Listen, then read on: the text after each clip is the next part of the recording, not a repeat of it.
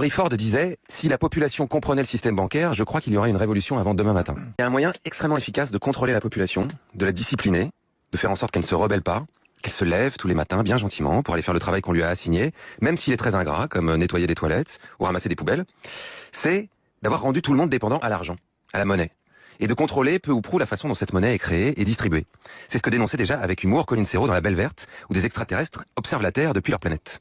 Ils avaient même encore le système de la monnaie. C'est quoi de la monnaie? Par exemple, si tu veux quelque chose, tu peux pas l'avoir sans monnaie. Même à manger? Surtout. Oui, mais enfin, manger, c'est un besoin, ça, on meurt si on mange pas. Mais ça, ils s'en foutent, t'as pas de monnaie, t'as rien. Tu crois qu'ils en ont encore, de la monnaie? Non, je pense pas quand même. Et pourtant nous l'avons encore, Cyril. Et non seulement nous l'avons encore, mais la façon dont l'argent est créé est l'une des causes majeures de l'effondrement écologique et des inégalités sociales, et personne n'en parle jamais. Alors quel suspense, comment est-il créé cet argent? En fait, 10 à 15% de la monnaie est créée par les banques centrales, notamment les pièces et les billets en circulation. Et le reste? Le reste est créé par les banques privées quand vous faites un crédit. Alors comment ça marche exactement? Imaginons que vous vouliez acheter un appartement et qui coûte 100 000 euros. Ce serait pas à Paris par exemple. Ou alors il serait très petit.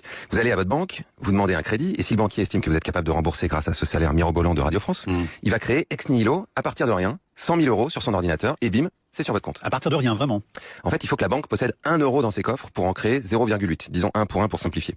Mais avec l'effet multiplicateur du crédit, on peut en fait créer 6 euros virtuels à partir d'1 euro réel. Voilà, c'est quoi l'effet multiplicateur? Bon, ça vous allez aller sur Wikipédia parce que c'est trop long pour cette chronique. Super, bon alors quel est le problème avec tout ça? En fait, le problème principal, ce sont les intérêts. Vous savez, cette chose qui était interdite dans de nombreuses religions et qu'on appelait l'usure. Quand la banque vous a créé ces 100 000 euros, elle vous a demandé de la rembourser, mais aussi de lui verser des intérêts, non? Donc imaginons que vous ayez emprunté à 3%, vous devez lui rembourser 100 000 euros, plus 3 000 euros d'intérêts. Le problème, c'est que ces 3 000 euros, ils n'existent pas. Je ne comprends plus. Je ne suis pas le seul dans ce studio. Lorsqu'elles créent de la monnaie, les banques créent le montant du crédit, donc ce que vous avez emprunté, mais elles ne créent pas le montant des intérêts. Ça veut dire que pour rembourser vos intérêts, il va falloir que quelqu'un d'autre emprunte quelque part pour créer le volume d'argent nécessaire. Donc, il faut créer de nouvelles activités économiques sans arrêt. De la croissance. Voilà. C'est pour ça que la croissance est indispensable à ce système. D'autant que lorsque vous allez rembourser vos 100 000 euros, ils seront effacés du système informatique. On enlèvera la ligne. Donc, il faudra d'autres emprunts pour maintenir une masse monétaire suffisante en circulation. Donc, toujours plus de croissance. Or, on le sait, on ne peut pas croître indéfiniment dans un monde fini. Exactement. Bravo Mathieu. C'est ça le premier problème. On ne peut pas produire et consommer sans limite. Le deuxième problème, c'est que si vous ne travaillez pas, vous ne pourrez pas emprunter, et donc consommer. Et donc le système ne marcherait plus. C'est pour ça qu'on vous oblige à être un bon petit soldat de l'économie, qu'on vous apprend ça dès petit, que si tu travailles pas bien à l'école, tu finiras sous les ponts. Le troisième problème, c'est que c'est un système qui concentre l'argent dans quelques mains. Parce qu'au fond, c'est quoi l'intérêt?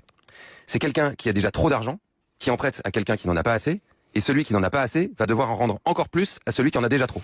C'est une machine automatique pour aspirer l'argent vers le sommet d'une société, et c'est un moyen assez efficace de conserver ses acquis et son pouvoir pour une petite élite. C'est d'ailleurs dans cet objectif que ce système a été inventé il y a 3000 ans à Sumer, au début du patriarcat. Ça vous rappelle rien?